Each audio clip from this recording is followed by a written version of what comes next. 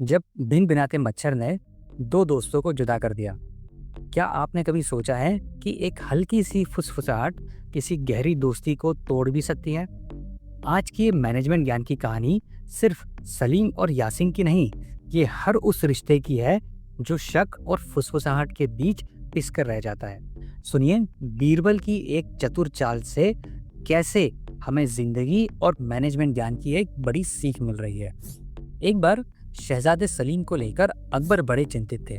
वो अपने नए दोस्त यासीन की संगत में पड़कर गलत रास्ते पर जा रहा था। राजकाज की बातें सीखना भूलकर वो सारा दिन आवारागर्दी और उल्टे सीधे खेलों में मस्त रहता था। अकबर को समझ में नहीं आ रहा था कि उसे सही रास्ते पर कैसे लाया जाए। उन दिनों बीरबल भी राजकीय कामकाज से राज्य के बाहर गए हुए थे। इस बात ने अकबर की चिंता को और बढ़ा कर रख दिया। वे होते तो शायद समस्या हल हो जाती, ऐसा अकबर सोचने लगे। उनकी समस्या को जानकर एक दरबारी बोला, आप यासीन को कहीं बाहर क्यों नहीं भेज देते? अकबर बोले, नहीं, इससे सलीम हमारे खिलाफ हो जाएगा। दूसरा दरबारी बोला, आप सलीम से कहें कि यासीन ठीक नहीं है, वो उससे दूर रहे। अकबर बोला, नहीं, इससे सलीम को ऐसा लगेगा कि हम उसे यासीन से दूर कर रहे हैं। उल्टा इससे वो हमसे दूर हो जाएगा और यासीन के और करीब आ जाएगा। आप कोई और उपाय बताएं। इस तरह एक महीना बीत गया, लेकिन समस्या हल नहीं हुई। इसी बीच बीरबल वापस आ गए। जब उन्हें इस बात का पता चला तो उन्होंने 2 दिन का समय मांगा। 2 दिन के बाद यासीन और शहजादे को दरबार में एक साथ बुलाया गया। बीरबल यासीन के पास जाकर बैठ गए और धीरे से उसके कान में कुछ कहने लगे। सलीम बड़े ध्यान से उनकी ओर देख रहा था। तभी बात पूरी कर बीरबल जोर से यासीन को बोले, याद रखना, ये बात किसी को पता न चले।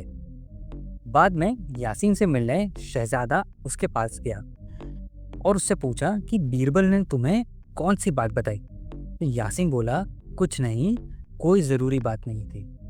तो यासीन ने उसे फिर से पूछा कि नहीं, ज़रूर कोई ना कोई इम्पोर्टेंट बात होगी। तो सलीम के जोर देने पर यासीन बोला, तुम सुनना ही चाहते हो तो सुनो। बीरबल ने मुझसे कहा कि हर आम में एक गुठली होती है। अब ये कौन सी राज की बात है? तो सलीम बोला, नहीं, कुछ और बात थी जो तुम मुझसे छुपा रहे हो। मैं तुम्हें अपना जिगरी दोस्त समझता था, आज से हमारी दोस्ती खत्म। यासीन भी उससे बोला, मुझे भी तुम जैसे शक्की मिजाज के दोस्त से कोई नाता नहीं रखना। इसके बाद दोनों कभी नहीं मिले। साथियों, अगर इस कहानी के मैनेजमेंट ज्ञान पर नजर डालें तो आपने खुसुर फुसुर की ताकत के आगे मजबूत से मजबूत रिश्ते भी नहीं टिकते। बीरबल ने इसके प्रयोग से 2 दोस्तों को बिना किसी नुकसान पहुंचाए जुदा कर दिया। लेकिन आप बीरबल के तरीके को न अपनाना, क्योंकि इससे किसी का भला नहीं होता। उल्टा कहने वाले और सुनने वाले दोनों का ही नुकसान होता है।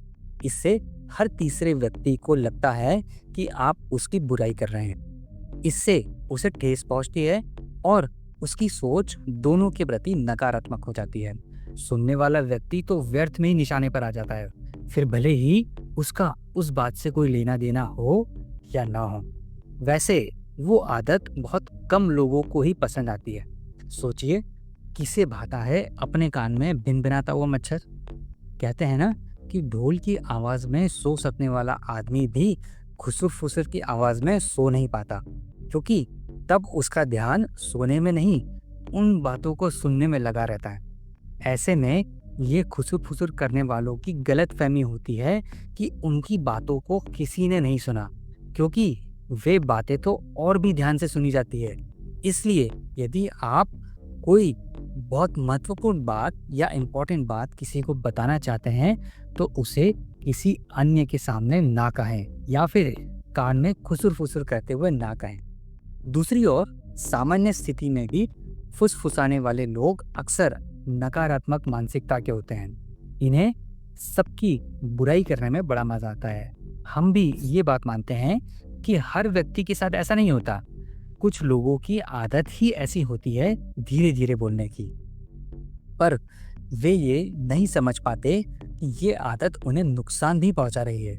ऐसे लोगों को जल्द ही अपनी आदत बदल लेनी चाहिए। आपने थोड़ी किसी का खजाना दबा के रखा है जो अपनी आवाज़ आपको दबाकर बोलनी है। इसलिए आप किसी भी प्रकार से यानी सामान्य तरीके से अपनी बात खुलकर बोल सकते हैं, जैसे हम करते हैं। और यदि कोई आपके कान में कुछ कहता है तो उसे तुरंत रोक दें, क्योंकि इससे नुकसान तो आप ही का होगा।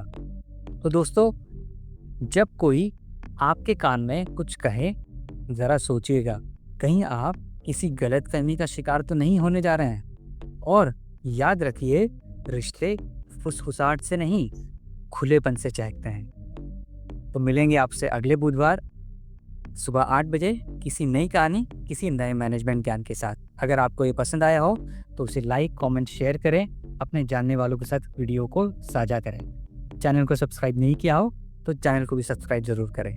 तब तक अपना और अपने अपनों का ख्याल रखिए। धन्यवाद।